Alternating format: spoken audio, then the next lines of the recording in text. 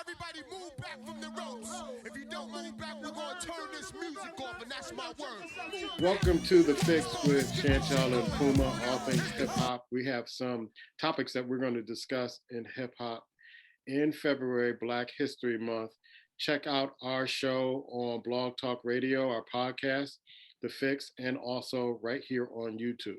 But anywho, I want to start off with the halftime show. Did you see the halftime show?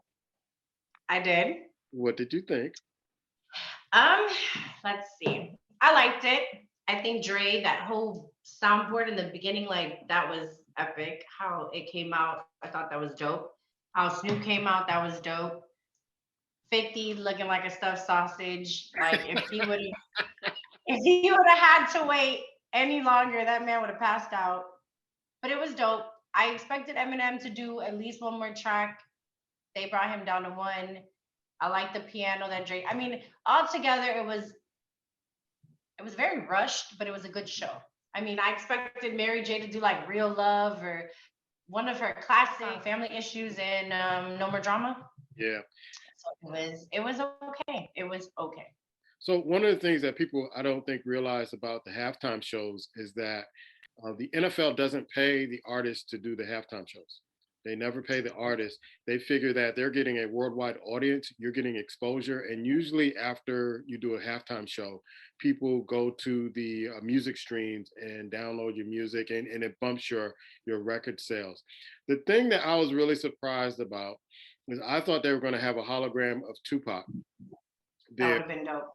That would have been dope. And because when Dre started playing, I ain't mad at you on the piano, I'm like, okay, here we go.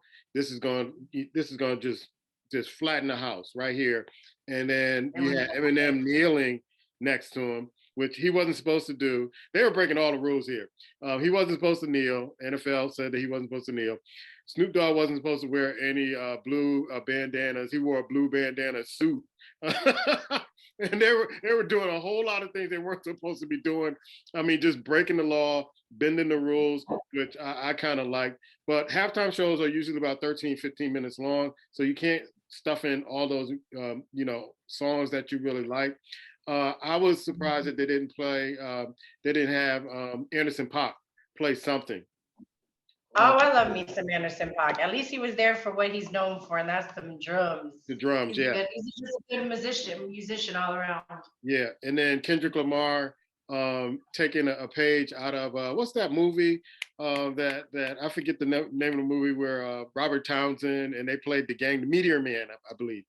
Yes. They did the movie, so I thought that was kind of cute. But it was a West Side vibe. I was in a bar at the time with a buddy of mine, an Irish bar.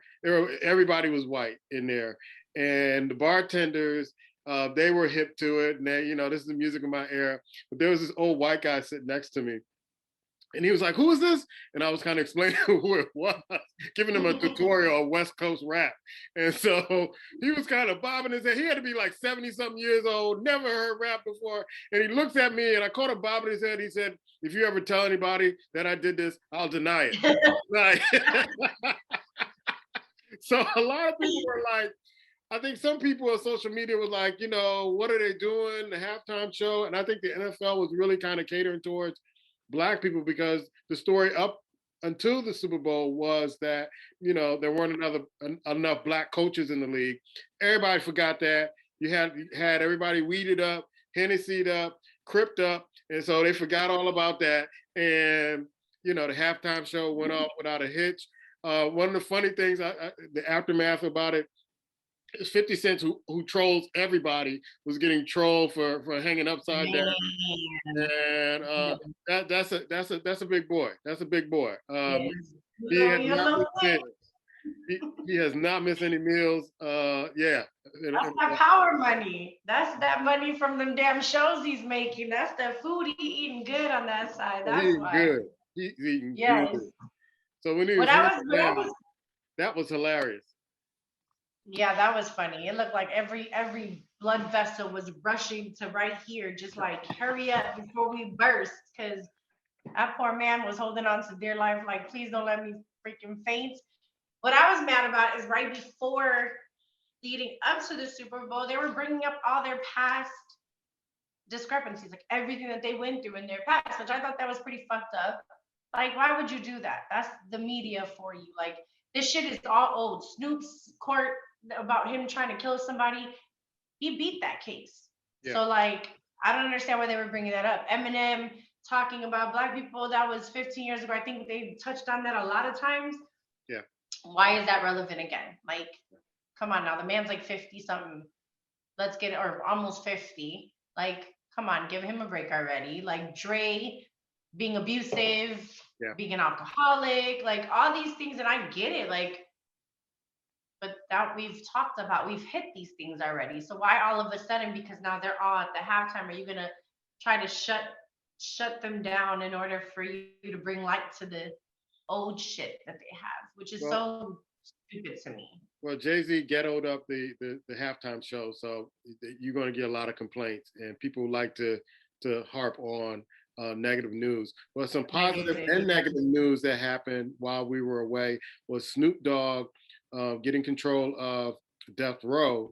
Well, I don't think he has publishing yet. We talked about that the last show, that he didn't have publishing, but he does have control of Death Row now. And then he has a sexual harassment suit coming up. So, you know, you take the good with the bad. And it's almost like when folks kind of elevate, there's always something negative to kind of try to bring them down. What do you think about the taking over Death Row and the lawsuit that's coming up? Taking over Death Row, is amazing. I feel like he deserves that. We talked about him not having any rights to any of his music at all. So, I mean, to me, that's just, and we're talking about Snoop, right? Yeah. I lost. Okay, yeah. So then sexual harassment, I don't know too much about that. Yeah, there was it's about maybe a day or so after he was announced of getting control of Death Row, there was a sexual harassment suit that I don't know too much about, but I'm thinking that a lot of it is going to be coming out in the future about the sexual harassment suit. And I'm like, man, the guy just got control of Death Row, where he can get the masses. I guess they're negotiating, you know, him getting control of the music. I know. Was this the Girls Gone Wild phase? Are they talking about the time when he was on Girls Gone Wild and was doing all this crazy shit back when? I'm not sure, but it came out like the day after they announced that he is going to be taking over Death Row, and then everybody's congratulating him, and like Death Row is about to take off, and you know Snoop is about to do his thing with this, and then the very next day the harassment allegations came up. So, here we go again. That's crazy, because I really don't feel like he would have anything that's relevant. I feel like he's such a family man now. Like, that shit's old. The only thing I could think of is when he was wilding out like years ago, moons ago, with the whole Girls Gone Wild, because they had tapes with him and the Snow Bunnies. But these Snow Bunnies are ready to go. So I'm really confused. I'm gonna have to look that up, because I did not know that it's anything relevant. Day one, feeling like I'm feeling 'cause a nigga need. Oh, we were talking about the Kanye West, and I know you felt some type of way about me bringing it up, but on Netflix, they have the Kanye West documentary, and at first, I didn't want to watch it with all the shit that's been going on with him being a fucking stalker and just acting crazy and just losing his brain. But I was like, you know what? Let me take a look. A lot of people are talking about it. And I noticed that it was a lot of footage when he was younger. So this is when he was the old Kanye. Mm-hmm. And I just felt a lot of like a nostalgia about it. Like, it felt so good to see him the way that he was back then. He was still cocky. Like, if you look at it, his presence was always there. He was very self-absorbed, very cocky, very egotistical, very narcissist, but he was a little bit more grounded, and I feel like it had a lot to do with his mom. Because they have a lot of parts in that documentary where when he feels like because it took a very long time for Rockefeller to sign him as an artist, because he was just a producer. So he was trying to sell himself, and it shows a lot of his hunger, how like no one believed in him, but he believed enough in himself. It just showed the hunger that he had. Like, it was just dope to see him in that light. And it just kind of puts you in the perspective of the old Kanye and why you fell in love with him. And those little views that you can get with his mom really did humble him a lot. Like she would say things like, you can always keep your feet on the ground and still be in the sky. Like you don't have to be doing the most or acting like you're better than, and you can still, you know what I'm saying? You can still eat and still be humble. So I would suggest watching it. I think it just gives you a different light on who he is and the fact that they're going to go deeper into it. And it talks a lot about Chicago and a lot of artists that were from Chicago. So you get to see a lot of like old school Talib Kweli and Mos Def when they were young, and Consequence and Rhyme Fest and Dame Dash, Rockefeller, like, you know, Meek Mill. I mean, all these people, not even Meek Mill, I'm sorry, but just all these people that were around at the time. So I feel like it's good to just view what he was prior and then how fame really like took its course until now and kind of like really messed him up, really fucked him up in the head. Like I don't feel like he's lost who he was, and what he was to who he is now is not the same person. Yeah, they say that when you get a lot of money, whatever personality you have, it kind of increases that personality. So if he was really cocky back then, the money kind of adds on to that, and then you kind of go to the extreme in that direction. So it's like, be who you are, and don't let money change you. Make the money, don't let the money make you. And I always said, and I said it on the show many times, I think after his mother died, I don't think he really got the attention or the therapy he needed to get through that. And it just seemed like it went downhill there. Because, I mean, when he first came out with his first few projects, it was like, whoa, this dude is phenomenal. And, when he working with different artists, I mean, he couldn't miss. And then you just saw it kind of fall off. Even we even did a review of the Dondi, and it was like, what is he doing? A few weeks ago we talked about that. It's like, I don't even understand the album. Where is he going with this? And that's not what we're used to seeing with him. So he does have a steady group of fans that's going to stick with him regardless of what. But for me, it's like I kind of just I kind of fell off with it with a few albums that I just didn't understand. But when he started really kind of souping up Trump and stuff like that, I was like, okay, I gotta distance myself from this guy as far as talking about him, paying attention to him, and then a lot of controversial comments that you kind of say, this is a little off. And now he's acting like he's on Instagram all the time. He's trying to fight this dude that's dating his I guess soon to be ex-wife, and it's not a good look. But it doesn't seem like anybody. Here's my thing: it doesn't seem like there's anybody there for him to say, look, dude, stop the madness. Let's focus, and let's grow up, and let's do this man shit right. I feel like he doesn't have the right guidance. He just has a lot of yes men in his favor that probably just do what he asks of them, because whenever he spazzes out, nobody wants to deal with his little crybaby ways. I think, like I said, the only person who had that capability to humble his ass and give him that was his mom. And that's no longer a thing. I felt like once she passes, when you started to see the downfall of him, his music, what he was doing, it's just sad because you see the insecurity in him through the documentary, and you still see that same insecurity now, even though he has all that money. And it shows with like what he says, and it's crazy because when he was hungry and wanted it, he was all about, the movement and what he was trying to show for. And then as soon as he got money, it was like, oh, let me go ahead and jump on this dude's back, Kanye, let me jump on Trump's back to just get whatever he was trying to get for it. It feels like he has no boundaries and no structure. He's just everywhere. And as far as like Kim and him go, like, I don't know, I feel it's hard for me because I feel sad for him because I don't think he's a bad dad, and I feel like he genuinely wants to be around his kids, and I feel like he loves his kids. I feel like he genuinely loves his wife. He just doesn't know how to love, and he needs help, and he doesn't want to get the help that's needed. So that's never going to work. So now she's feeling fear, and she's taking his kids away from him, and now he's backlashing by kind of doing some stalker ass shit, like some real weird, Like when we break up, leave me alone type shit. Like we just need to be co-parenting and that's it. And he's crossing those lines, but he's doing it where everybody can see him.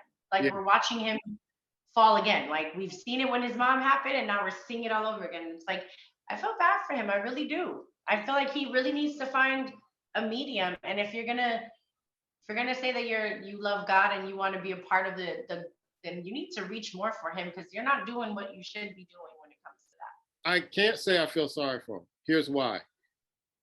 Millions and millions of men go through the same thing.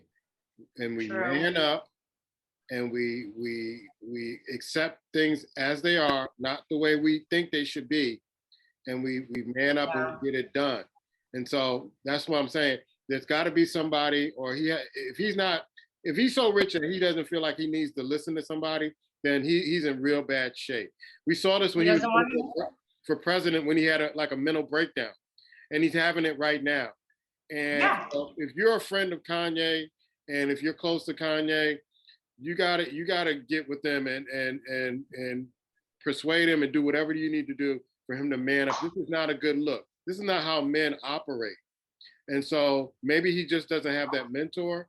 Maybe he just doesn't have that male figure in his life to kind of take his hand and say, this is the way you handle this particular situation. You don't go on social media. You don't put it in the public. You handle it like a man. Yeah. Simple as that. And I feel like he probably burned a lot of bridges with a lot of the people he started with because you don't see him with those people anymore. Yeah. And those people were probably the people that could have told him the truth and humbled him the way he needed it at this moment. Like Jay-Z probably would have been a good factor in his life. Dame Dash probably would have been a good factor in his life. People that he climbed over to get to the top could have been those people that could have helped him. But you're right. At the end of the day, there's a lot of men that deal with it. I feel like when it's the limelight and when you're in the spotlight and shit's being shown and your girl's out there moving on to the next dude and that's being thrown in your face and you're moving on with some random ass girl, there's a lot of messiness within that whole little circle. And the only people that are suffering are them kids because they don't get to see their dad and automatically they're thrown into some other relationship with another man instantly right after this shit is done. Yeah. I feel bad for the both of them. I really do. It's a sad situation all around. Cardi B and Candice Owens, they're going back at it again because Candice Owens is like a Trumpster. She's an African-American woman, and I'll leave it there. She's a Trumpster, and she's always taking the controversial kind of perspective of things. And she's gotten into it with Cardi B before, but this time she keeps harping on Cardi B being uneducated. I would like to see all the different boxing matches with the Paul brothers and stuff. They need to get on this one right here and put them two in the ring. I will pay to see Cardi B beat down Candice Owens. She most definitely would. She would put the paws on Candice. Candice is not about that life. No. She is not about that life. Yeah. So I would pay for Cardi B. I'm calling it right now. I could be the matchmaker. Cardi B, get in the ring with Candice and beat her down. Beat her down. We could promote this. Beat her down for the culture. And that's crazy because Candice Owens has definitely been made to look stupid many of times before. Many times. T.I. has put her in her place. Killer Mike put her in her place. So, I mean, Cardi just needs to beat the brakes off her. See, Cardi is not good with her words, but I feel like she's good with her fist and she could get her point across by just beating this broad to the, just beat the brakes off of this broad already. Somebody needs to shut her the hell up. I understand where Cardi B is coming from because I'm from that area of the country. So I know exactly what she's saying. I know exactly how she feels when she says what she said. So I don't call it uneducated. I was talking to one of my boys about the difference between women in New York and women in Chicago. Yes. Women in New York, they are very aggressive. They're aggressive in a way where if they like you, they're going to let you know, hey, what's up? What's up? Chicago women ain't like that at all. So I understand where she's coming from. She's very aggressive. She's going to say what's on her mind. You never have to guess what she's thinking. And so Nope. a lot of people aren't really used to that, seeing that. So she comes off as, you know, a real street, which I understand, but being from that part of the country, you understand exactly where she's coming from. You understand exactly how she feels. And I wouldn't call her uneducated. She's just being real. Yeah, she gets her point across. You know exactly what she's saying. She's just not saying it to the level of however you feel that she needs to speak. But I get everything that she says. She makes sense. Like a lot of the stuff she says, you're right, it comes off hood. She's a hood chick. I mean, shit, she says it. I'm a hood chick. But she always has a point to everything she's saying. And I just feel like people want to judge her a lot. I mean, she can be annoying, but I don't feel like she's at all uneducated. I think she's a very smart girl. Obviously, she's smart. She was the only female to request all this money as being the only solo woman to produce, to do any shows. She was banking off these shows. She was making more than men were making just because that's not stupidity at all. She's just about her money and shit. You have to be smart when it comes to that part. She will credit her. A lot of people can think whatever they want about her music, all this other stuff, but she changed hip hop in this way.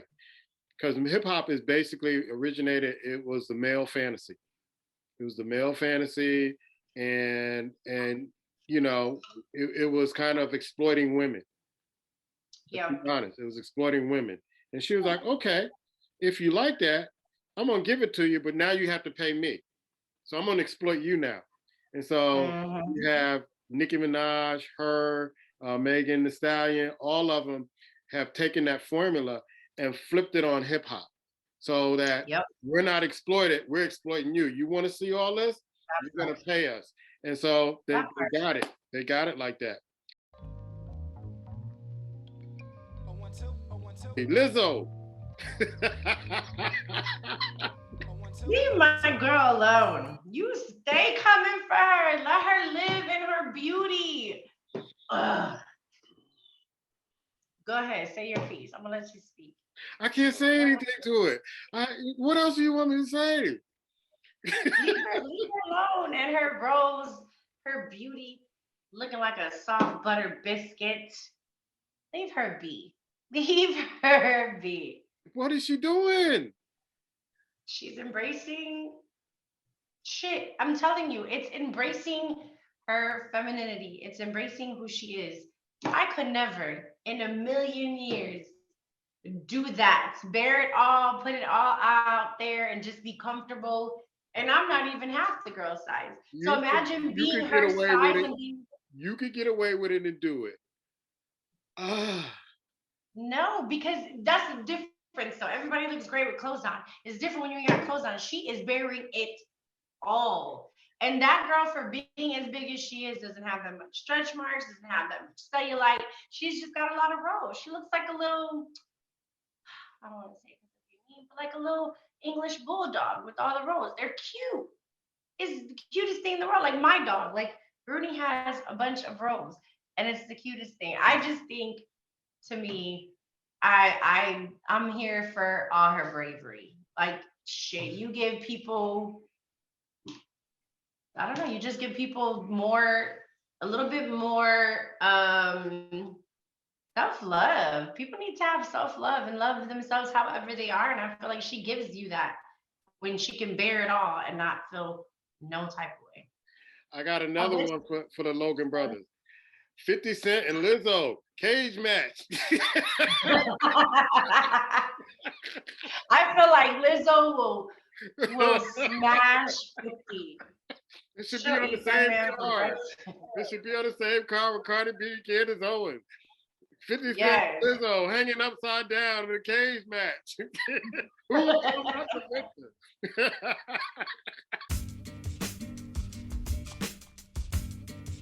The Logan Brothers brought some land in Puerto Rico.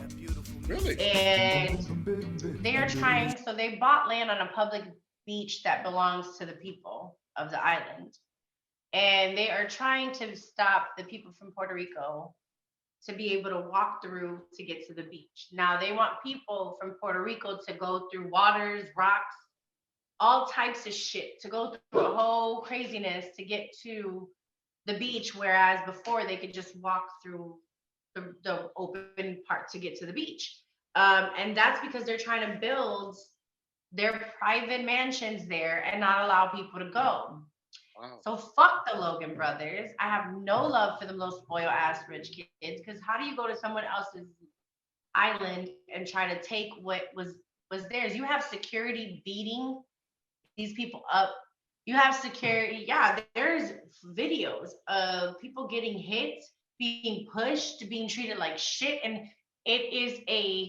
it was given to the people of the land. It says it like that's their beaches. It is open to the public. And this is not the first incident.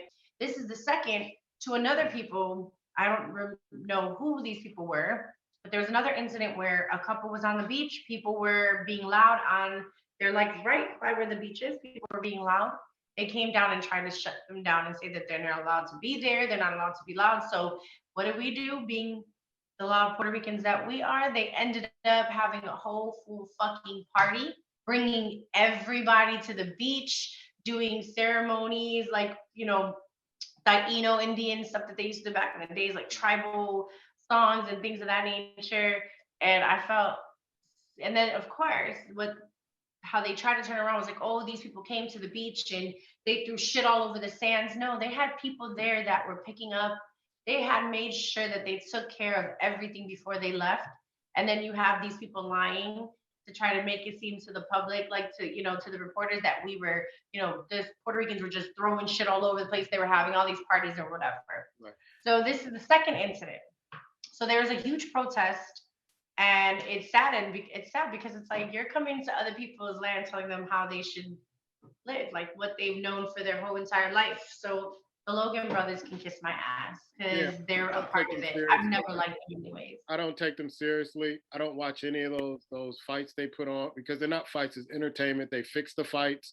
Matter of fact, the last fight, the guy knocked the guy out. He gave him a little signal with his fist to lay down now. And so they're jokes. They're jokes. Mm-hmm. The only thing I do like that they have been pushing Dana White, who I don't like anyway, but I follow the UFC and MMA because that's what I'm into.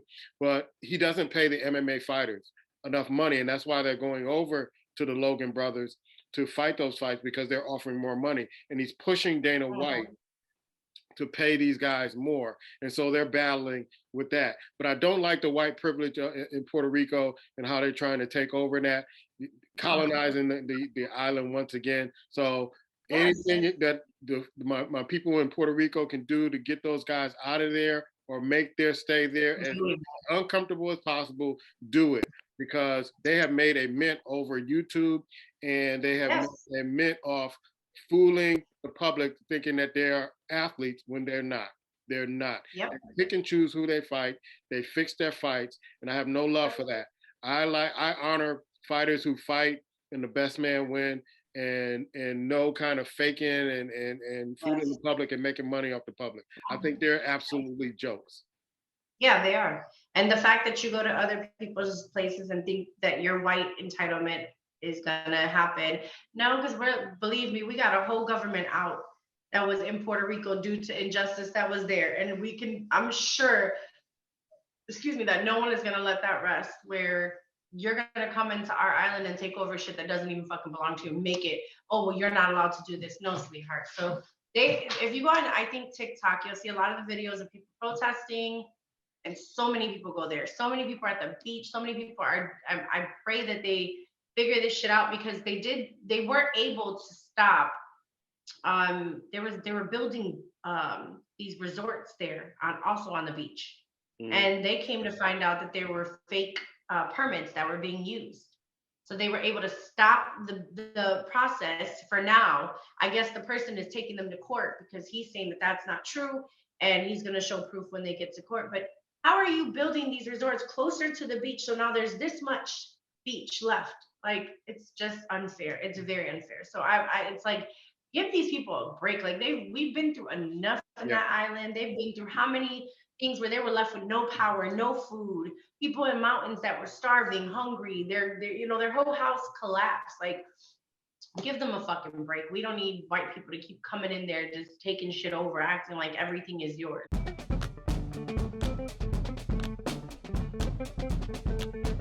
So Kendrick Lamar and collaborators revisit the darkest moments in his career. God himself would say, "You fucking failed. You ain't tried." So this is coming from Kendrick Lamar. It is saying art and music connoisseurs have crafted countless think pieces, articles, and dissertations attempting to uncover the depths of Kendrick Lamar's "To Pimp a Butterfly." Spotify, the big hit show, was gifted the honor of conversating with the legendary musicians responsible for the album's conception, offering a glimpse into the nearly immeasurable layers the project has to offer. On February 16th, the Big Hit Show released an episode titled "Hello Kendrick," a nearly hour-long show of the inner workings of Kendrick Lamar's mind prior to recording the releasing. A multitude of perspectives were presented throughout as collaborators and longtime friends detailed the nature of this creation. While the numerous sonic inspirations were illuminated through in-depth analysis, a single focal point of the documentation stood out: the dark, vast emptiness that comes with becoming a star. Alex hosts The Big Show, shifted the core of the conversation from Kendrick reaching his zenith with the track King Kunta to the internal turmoil plaguing and eating away at him in the harrowing piece titled "You." "To Pimp a Butterfly" is musically fearless, the work of somebody who has fired up creativity as he's ever been, as creative as he's ever been. But one on even deeper level, it's a work born from a place of crisis and confusion. It's Kendrick wrestling with the temptation and survivor's guilt and the knowledge that people want something more for the best rapper alive than just raps. Wow. So it's a little bit more in depth, and it's actually a really good article. So if you want to look more into it, it's on hotnewshiphop.com, and it just goes into deeper in depth about the podcast and just more in depth about how he talks about his friend that he lost due to gun violence and a lot of other things that he's kind of went through. So just being on tour, being by himself, like all the ups and downs throughout, his music career. So I remember seeing Kendrick Lamar on the Austin City Lights one night. I just happened to be channel surfing and seeing it, and watching that brother perform. Every time I watch him perform, you can tell he puts everything, every ounce of every passion, everything into his performance. He's one of those guys that you look at, and I remember there was a time where I'm like, man, we're losing hip hop. Hip hop is going in a direction where we're not even going to recognize it. And then you have artists like him and J. Cole, and you go, okay, I think it's going to be okay. And so they reassure you that they're going to keep the culture. And I would never think of that, me being an East Coast dude, that would come from the West Coast, and how he really takes care of the culture. And he's real with his. He's real with his, and he doesn't compromise what other artists are doing and the other trends. He's real to the music. So kudos to him. I got a lot of respect for him and what he does, and his musical content. And he always surprises me with a lot of his projects and he comes out with, and how smart and clever they are and how meaningful they are to the culture. Yes. Yeah. Yeah, he has a lot of the albums, Pimp a Butterfly, which to me was one of his greatest, just because of all the metaphors and everything. There's so much intricacies in those songs, and each song that is just like he's a genius. He's literally one of the, I would say, this generation's best lyricists next to J. Cole. Yeah. He's just hasn't been out enough to continue, and that just goes to show you the type of musician that he is. I feel like he is one of those people who feel immensely, that everything with him is in its time, when it matters, when it needs to be meaningful to him is when he'll bring it out. It's not on everybody else's time. Like, he does things because it has to be true to him. And you can tell that in his work and his music. So I feel like he hasn't given much out yet, but when he does. And that's the way it's supposed to be, because I get a lot of pressure, like when I write books and people are like, oh, when's your next book? I got like 8 of them. Read those before you ask me to write another book. And it's in my own time. I just don't write a book because people say you should write a book. It has to be something that's authentic. It has to be, your heart has Yes. to be in it. It's just not something you just throw out. And Yeah. so I don't think people understand that, especially when it comes to recording artists, that sometimes just throwing out music just doesn't work. It just doesn't work because Yeah. you lose yourself trying to make everybody else happy. But are you staying true to yourself? And your art. It's your art. It's your art, and people are sensitive about their shit. Yeah. Just like Erykah Badu said, people are sensitive. Yeah. Sensitive about my shit. So like if I want to do something, it has to be right to me. And he has every right to do that. I feel like he's still relevant. So no matter what, even though Pimple Butterfly was how many years ago? It had to be It's like been 4 or 5 years ago. Yeah. it's been some time. It is still relevant and still being talked about, obviously, to this day. So he has not gotten, even he did there's a song that he did with his cousin. I think his name is Keen. Hmm. And I've heard it because of Jaden. Jaden, my son, listens to it, and I actually like the song. It's pretty dope. I'm gonna actually send it to you if you haven't heard it. His cousin is, I think he's younger, so Kendrick came out in the second verse, but it's got so much layers to this song. Like beats are sick. It's wicked. It goes everywhere. Just when you think it's like here, now it's a dope song. And him being on it after being years of not touching a mic, you have to hear it. I'll send it to you. But if you haven't heard, it's called Family Ties. It's Kendrick Lamar, and I think his name is Baby King. Yeah, all right. So R. Kelly cuts ties with legal team and hires Bill Cosby's attorney. So R. Kelly cuts ties with his original Chicago legal team. Well, let me rephrase that. His legal team cut ties with him. I don't know why the fuck this is saying that he cut ties. They left his ass once they knew he was done. So this past Wednesday, he has enlisted Jennifer to help appeal his conviction. So R. Kelly decided to officially cut ties with his original Chicago legal team, which is crap, and has opted to enlist Bill Cosby's attorney. Cosby's attorney, Jennifer Boheen, successfully appealed the Cosby Show actor's sexual assault conviction in 2018. So Kelly is hoping for the same in his sexual abuse case. I don't understand how. No, it's not going to happen. It's not the same. Like Bill Cosby's shit happened in 1970. Everything is coming out now about boys now, little girls. Like if it happens that she's able to, then the court system sucks in, even though we all know it does. But it's just the point that it would just be horrible. So during a telephone conversation Wednesday morning, Kelly said he wanted Jennifer Boheen to represent him in the Chicago case set for a jury trial this August. The singer is currently awaiting sentence in Brooklyn for his racketeering conviction in New York last year. Boheen confirmed their legal relationship through a tweet, just filed an appearance in Mr. Kelly's case pending in Northern District of Illinois. Kelly was supposed to be in court 2 weeks ago, but contracted COVID-19. I wish it would have took his ass out. Out of all the people that COVID took, it should have took his ass out. I don't know why he's still breathing. But anywho, that's horrible, and I'm sorry. But in jail, per Rolling Stone, due to the illness, Boheen was granted a 2-week extension to allow the singer to review all necessary paperwork.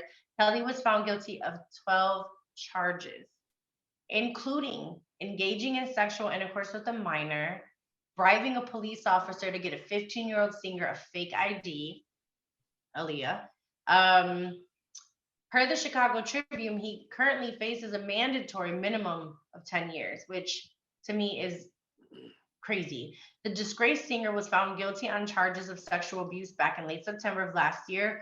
Women held him accountable for the abuse that dated back to the early 1990s. Following his conviction in New York, he's also faced charges in other states, including child pornography and obstruction counts in Chicago and in New York as well.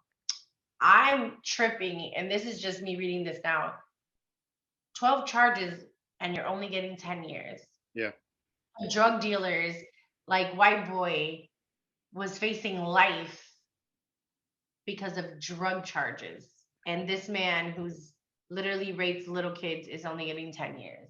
So say he does 10 years, he gets out. What do you think his life's going to be when he gets out?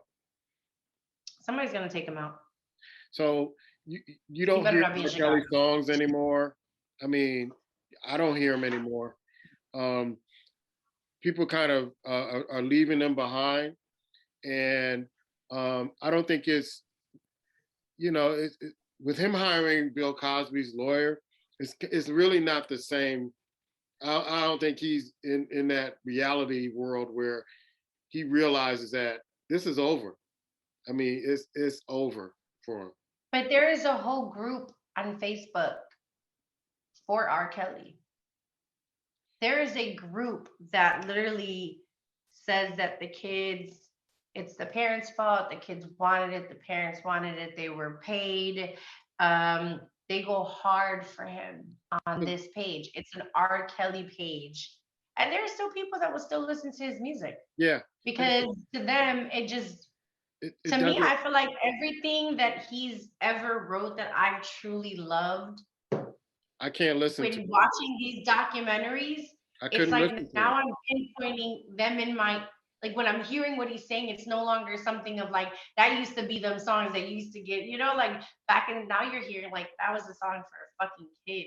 And you were talking about little girls. Yeah. And He was telling you. He was telling you what he was doing. Exactly. So I can't. That was the messed up thing about when I watched the documentary and listened to the music. I'm like, this dude was telling us. It was almost like he was telling on himself, and he was getting away with what he was doing. Yeah. I don't think people really kind of get that. Like the song when he comes out and it seems like you're ready. What? That was around the time that he was seeing Aaliyah. Yeah, so, and it I don't know. It's just crazy. I can never, and I don't know how people could listen to it. I get like Step in the Name of Love or all those songs. Okay, fine. Like Jaden used to listen to his songs, and at one point I was like, he is not allowed in this house. Like I don't want to hear him.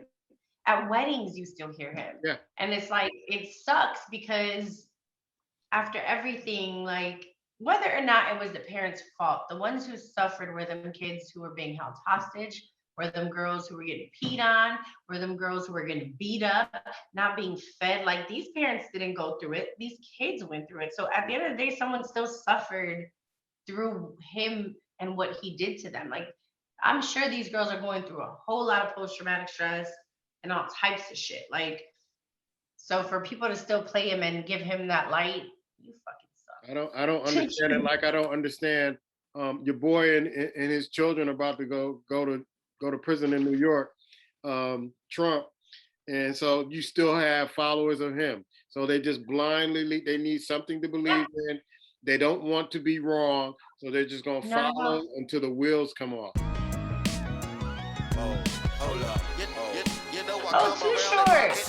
Did you see his Tiny Desk concert? No, the Tiny Desk concert I did watch was Rakim. That one was good. Man, if you've never seen Tiny Desk concert, go on YouTube. I mean, they have some of the greatest, even people that you've never heard, that you get to hear, and you're like, damn, that's dope. So I love Tiny Desk concerts. I think they're gifts that keep on giving. And they had one episode, which was the latest episode, because they're doing another new series. So there should be some more people coming up. But Too Short. So for over 3 decades, Short Dog has been releasing music, and many of his singles have gone to become classic. NPR's Tiny Desk concerts are fan favorites, and this installment was like no other. Short's often raunchy lyrics, he was my dad's favorite.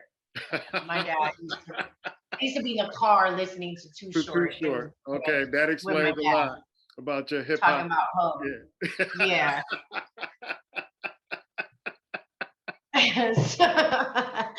I'm telling you. Shout out to Papa Shantel.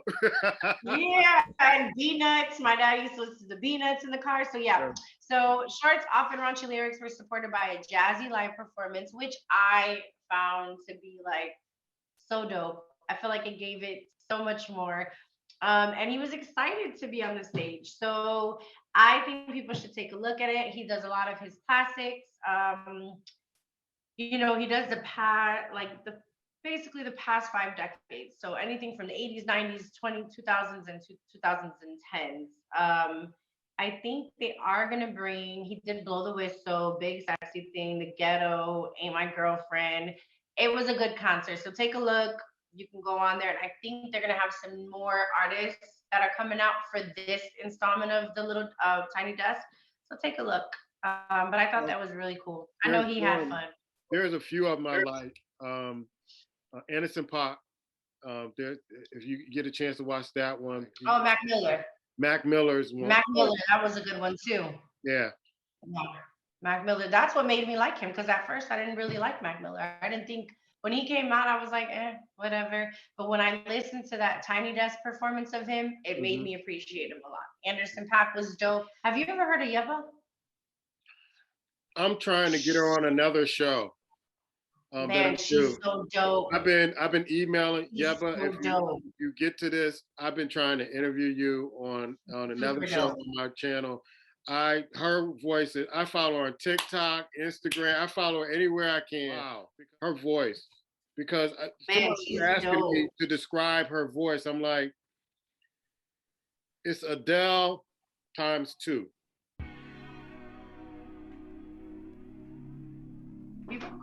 I got another documentary for you before we get out of here. Summer of Soul. But I feel like Summer of Soul is a documentary that was 50 years in the making. So Questlove found videotape or footage of a concert that happened in Harlem. Yes, I seen it. At the same time when Woodstock was having its concert. And I'm like, we were deprived of this particular documentary, this particular concert, because and when I say I literally cried at some of the performances and looking at the crowd, I felt like I was going home again. They looked so familiar, like I was there. I mean, some of the familiar faces out of Harlem just coming to this concert and listening to all types of music, from Africans to salsa to gospel to Sly and the Family Stone. I mean, to me, it was like an experience to see that. And if you don't watch any other documentary, watch the Summer of Soul, because I would have rather watched that for the last 50 years than some of the Woodstock stuff that I had. And I'm going to get the DVD because I want to play that at home and listen to Mahalia Jackson and Mavis Staple again and again, and some of the most powerful voices in gospel. Man, and it was when I say tears rolling down my eyes listening to Mahalia Jackson, who in the documentary wasn't feeling her best, but it was like that spirit came out and just, you never know it. Wow. Mm-hmm. Yes, I seen it and I started to watch it when it first came out. It's a lot to me. When you see the people and you see everybody there, it just brings you this sense of like, no matter what the hell was going on back then, because I'm sure back in those times it was so much poverty ridden, there was still racism going on, there was so much negative energy always around. But yet these people were smiling. Everybody was enjoying their life. Like, music is what kept people happy and kept them together. No matter what they were facing in their darkest times, you couldn't tell on anyone's faces that in those particular documentaries that they were going through anything. And I grew up with this music because of my parents. My parents grew up, and that's how I was able to learn from old school 70s Motown classics, like listening to it, where my dad would be like, this is a cut. So a lot of these songs, I was able to like, wow, this is amazing to see. I think that was the dopest thing that he did, was to be able to bring something to life that a lot of people weren't able to see. A lot of artists that they weren't even able to see that ever performed, that you're able to see. I didn't even know it existed. You didn't even know it existed. Wow. Yeah, he did an awesome job. He did an awesome job with that. So yeah, I agree. If you've never seen anything, watch this documentary. It's one of the most best. It makes you feel alive. It literally does make you feel like it just brings you back to a time where, damn, through all this is what you were given the best, like the rawest voices, the best performances. There were no auto tunes. This was their fucking, everything was pure, like pure. You were seeing people in real time that were able to perform. Like, you can't get that shit back. No. There's not all this, like when you go to a concert, there's 1,000 things behind that people are working on to fix the voices, to fix this. And these people could sing. It wasn't like they just could sing.